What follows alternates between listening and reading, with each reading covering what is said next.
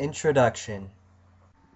This past week we were really busting our butts to get ready for Project 3 presentations and other things that will go along with that. It seems like every time it's the week before the project is due, we are in a bustle and hustle to get things done. I think mostly it's bad time management on our parts. That's really just how it goes for people who are procrastinators. I'm really trying to break the habit.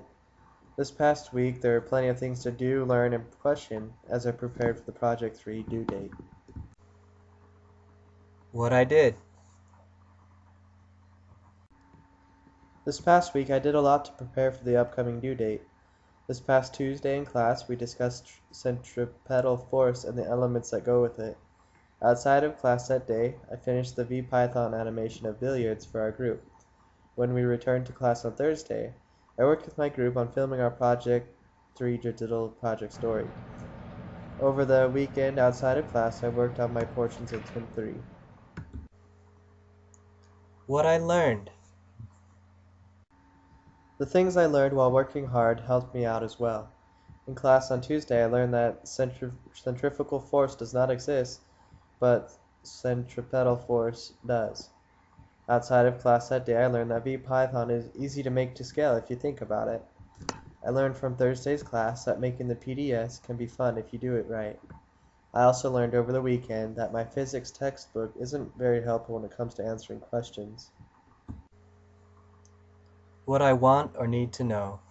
Doing and learning things in preparation for finishing the TIM and PDS often brought questions to my mind. Last Tuesday's class caused me to ask how I could calculate rotational inertia for a billiards ball.